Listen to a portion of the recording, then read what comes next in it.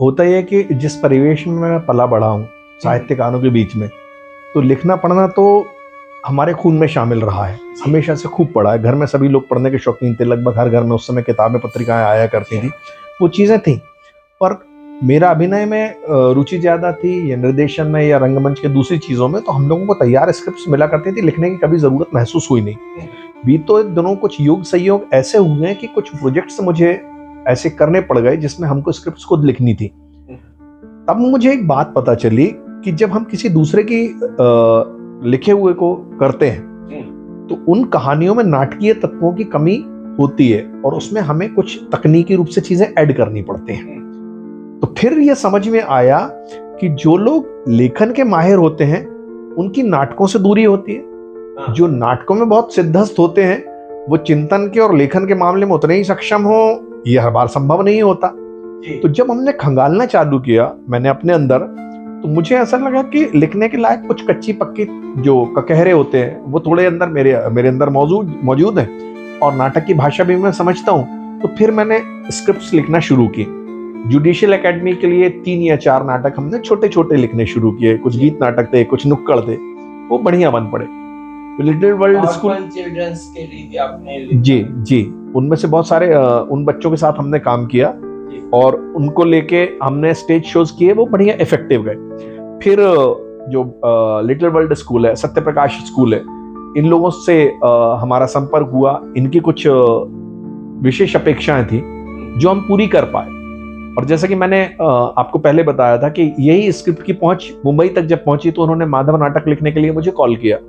माधव लिखने के बाद अब अगला जो नाटक है उनकी सीरीज का महादेव, जो पहले वो दुष्यंत कुमार जी की कृति पे करते थे, उसको वो मुझसे रीराइट करवा रहे हैं। फिर मैंने कहानी मंचन जैसी चीजें देखी सुनी बहुत थी।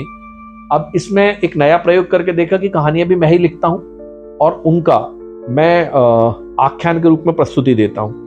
इस बीच में एक प्रोजेक्ट आया था छत्रसाल कीर्ति मंच का, उन्हें छत्रसाल की महागाथा स्टोरी के फॉर्म में जैसे नरेट करते हैं हर बोले, वो मुझे करने का अवसर प्राप्त हुआ। वो मेरा अच्छा अनुभव था। जबलपुर के थिएटर में क्या पाते हैं?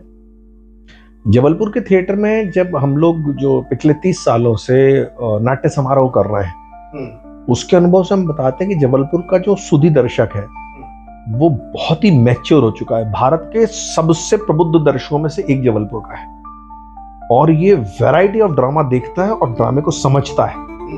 केवल इसको मजाकिया या पूर्ण हास्य इन सब से ऊपर बहुत ही सेंसिबल चीजें भी होती हैं, इनको बहुत गंभीरता से देखता है और बहुत ही उचित उसका विश्लेषण करता है।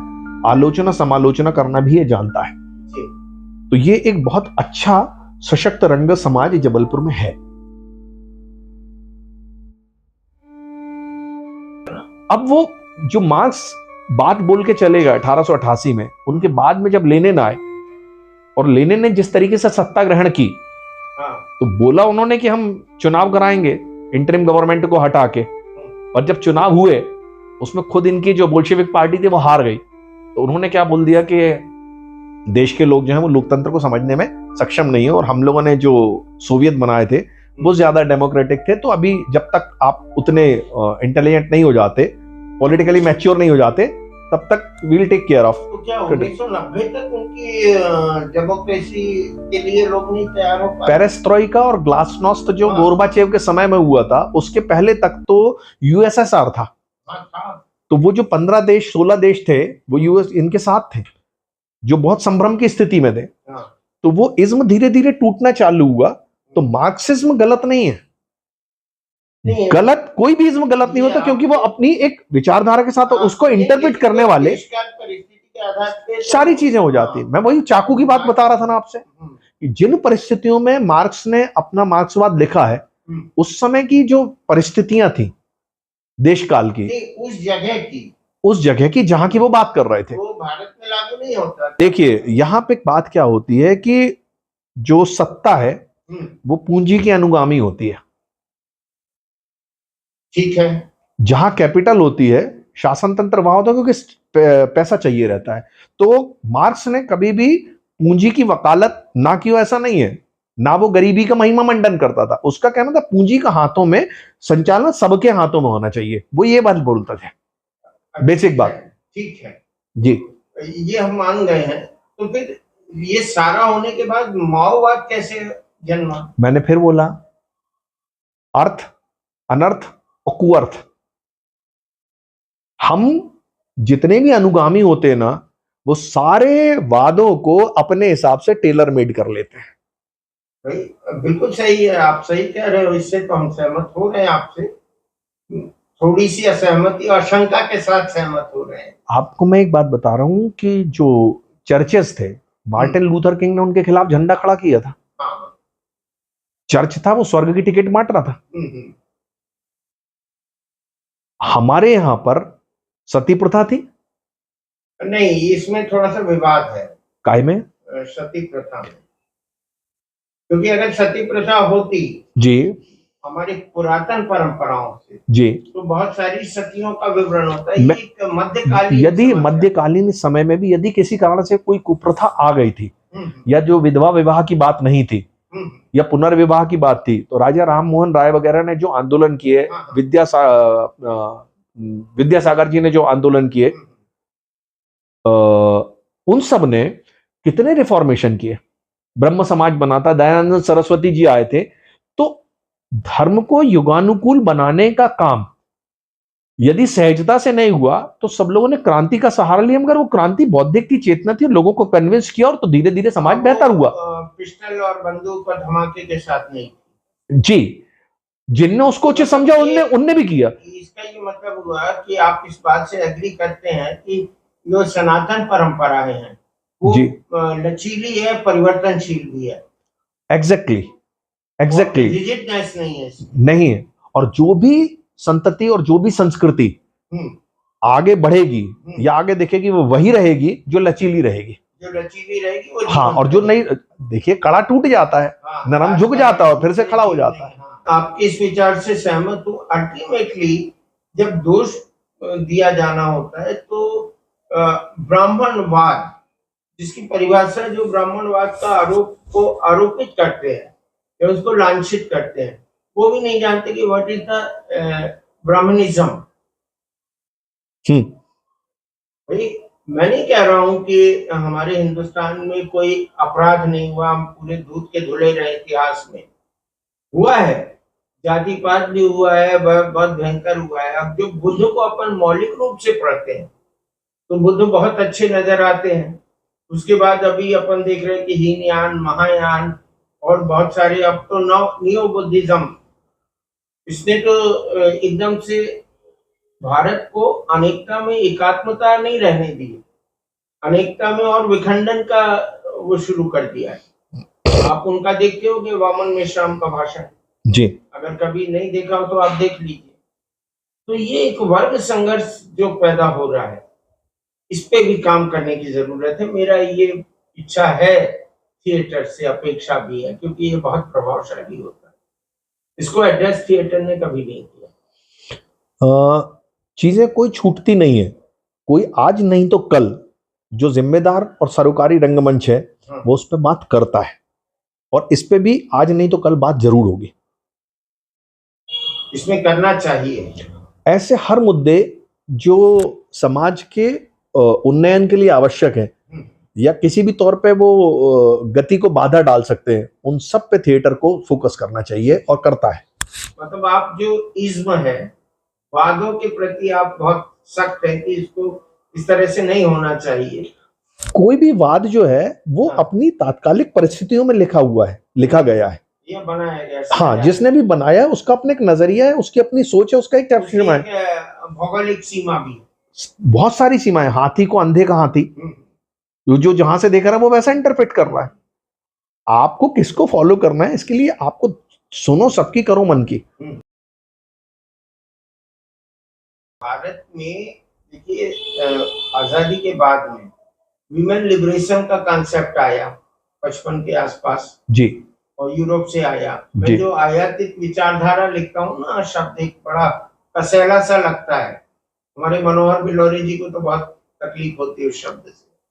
तो मैं इम्पोर्टेड थॉट्स की बात करता हूँ, जबकि हमारे अपने उपनिषदों में सारी चीजें मौजूद है। सोच है वो बाहर से आया वो अच्छा होगा, यही हम प्रूव करते रह रहे हैं कई सालों से।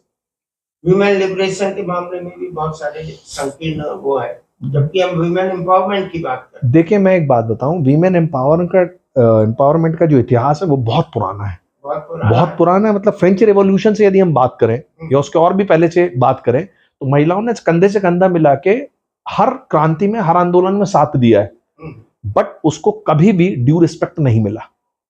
पर भारत में तो मिला है।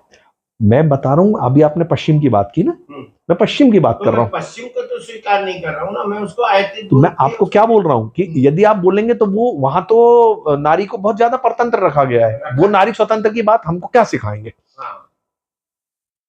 यानी 46 में जाके उनको वीमेन सफरेज या यूनिवर्सल एडल्ट फ्रेंचाइज है, वो 46 में मिली है, और संघर्ष का कितना चला, 200 साल चला है। हमारे यहां तो जो पहला कॉन्स्टिट्यूशन बना वो यूनिवर्सल एडल्ट फ्रेंचाइज के साथ मिला है। बट एक कोई संगति देखिए आप, जब असहयोग आंदोलन चल रहा है हमारे यहाँ, सविनय अवज्ञा आंदोलन चल रहा है, तो हमारे यहाँ महिलाएं घर से निकलती हैं और क्रांति करती हैं। तो गांधी जी के पास जाके घर के लोग ये शिकायत ही करने लगते हैं कि ये चौका चूल्हा छोड़ के सारे समय झंडा तिरंगा करती हैं। तो गांधी जी को उनको समझाइश देनी पड़ती है कि घर का चौका चूल्हा बर्तन भांडे और बच्चे बच्चे सब करने के बाद आप आइए। तो जब हम इतिहास पढ़ते हैं हमारी क्रांति का, उसमें हम ये देखते हैं कि जो उस समय के पुरोधा थे, जो इस आंदोलन को लीड कर रहे थे, वो सभी वर्गों को संबोधित करते समय ये ध्यान में रखते थे कि किससे हम ज्यादा लोगों को अपने साथ जोड़ सकते हैं और किसी एक वर्ग को हमें छोड़ना पड़ेगा, क्योंकि हर जगह विभाजन रहता है। तो उस समय के लोगों ने, जब पुरुषों का ये विरोध बढ़ने लगा था कि हमारे घर की नारियां इतना क्यों हो रही हैं, तो उन्होंने धीरे से नारी की तरफ से हाथ पीछे खींच लिया था। आज अभी तक जो वीमेन पार्टिसिपेशन बिल है, उसको एग्जीक्यूट होने में कितना समय लगा? मेरा ख्याल है 26 में वो लागू होने वाला है। और हमारे यहाँ 92 में जो सोशल रिफॉर्म हुए थे स्थानीय निकाय के चुनावों में, उसमें 33% आरक्षण महिलाओं को मिला, पर लोकसभा और राज्यसभा में ये सारे लोग मिल गए। ये बिगड़ने में इतने सालों लगे हैं, चीजों को सुलझने में समय लगता है। और ये जो सदियां हैं, 100 साल और 200 साल, तो ब्रह्मा की पलक झपकाने के दिनों के तरीके से रहती हैं। हम अपने आसपास के 70-80 सालों को दुनिया मान के चल रहे होते हैं, मगर दुनिया का इतिहास बहुत बड़ा है, हजारों सालों का है। हम उसके क्षण के भी, मतलब कण के भी कणांश हैं। तो समग्रता में हम देखते हैं तो चीजें पॉजिटिव है। आप इंडिया में ऐसा महसूस कर रहे हैं, तो ये तो उन लोगों के लिए बहुत तीखा जवाब होगा जो ये कहते हैं कि हमारी जो परंपराएं हैं वो महिलाओं को पीछे रखती हैं। उनके लिए तो आपका तीखा जवाब है, और एक तरह से चपत भी है, उनके विचारों पे हथौड़ा भी है। देखिए, जो महिलाओं की स्थितियां थी, हिटलर क्या बोलता था महिलाओं के बारे में, उसके मिनिस्टर्स क्या बोलते थे महिलाओं के बारे में? आपका काम क्या है? बच्चे पैदा करो।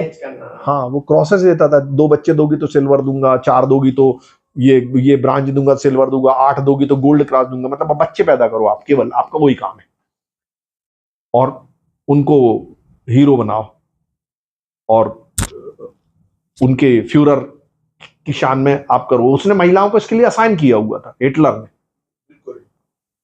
और सारी सभ्यताएं जो वहां की थी, वो महिलाओं को केवल सेकेंडरी ग्रेड पर रखती थी, उस स्तर पर रखती थी। हमारे यहां हमने महिलाओं को सम्मान बहुत दिया अपने ग्रंथों में, अपने धर्मों में, मगर ना, हाँ, मगर ये सम्मान का हम लोगों ने बहुत बड़ा छल पूर्वक उपयोग किया और उनको ऐसा बोल के बिठाए घर में रखा। नहीं, लेकिन हमने मैत्रेयी गार्गी को भी तो पाया है ना। बिल्कुल ठीक, मगर मैं क्या बोल रहा हूं कि वीमेन पार्टिसिपेशन, ये जो आप कह रहे हो ना कि घर बिठाया, हाँ, ये वाला हिस्सा जो था ये मध्य युग में आया था, exactly. रानी दुर्गावती नहीं आती ना। मैं मानता हूं, मगर आप एक बात बताइए, उस समय भी महिलाओं का पार्टिसिपेशन कितना था? देखिए, परिस्थिति वश था, क्योंकि तो यही मैं बोल रहा हूं आपसे, देश काल परिस्थिति थी। हमारी जो महिलाएं थी, हाँ, उनकी जो शारीरिक सुरक्षा थी, हाँ, उस समय का जो विकसित होता समाज था, अर्ध विकसित होता समाज था, उसमें उस नारी के स्वातंत्र्य को सुरक्षित रखने के लिए समाज उतना सक्षम नहीं था। बिल्कुल, क्योंकि बंदूक और तलवार और वो जो वही गोली तरीका एक था, चलाते तो हैं। वो मतलब क्या कहना चाहिए, वो हम लोग अल्प विकसित थे। हम्म। तो नारी को खुद के लिए सक्षम बनाने में इतना समय लगा, कुछ सदियां लगी, नहीं, आज इसमें जाके वो तो सक्षम हुआ। बुद्ध का भी थोड़ा सा वो है, क्योंकि बुद्ध भी कहते थे कि ये धर्म जो धम्म है 500 साल तक चल सकता, इससे भी आगे चल सकता अगर हम महिलाओं का साथ लेते।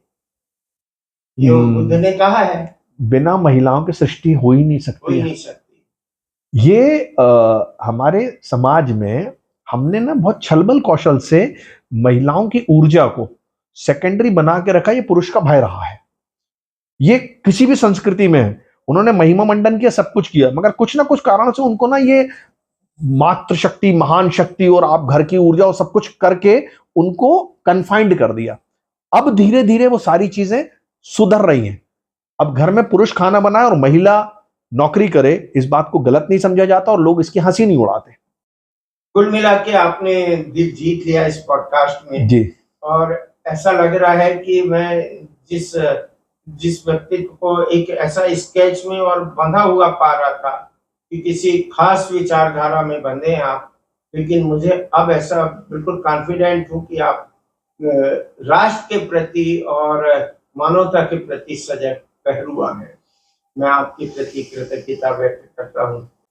आ, गिरीश जी का ये जो चैनल है, जो काफी अच्छा नैतिक और सामाजिक और धार्मिक मुद्दों पे बड़ी खुल के बात करता है। इसमें विमर्श होता है, वाद विवाद होते हैं, तर्क वितर्क होते हैं, और आप ये मान के चलिए कि जब भी मथानी चलती है तो उसमें विष भी निकलता है और अमृत भी निकलता है। विष निकलेगा तो उसके लिए हमारे पास नीलकंठ है, और अमृत निकलेगा तो उसे हमें बांटना है। याद रखिए, राहु और केतु तक ना पहुंच जाए।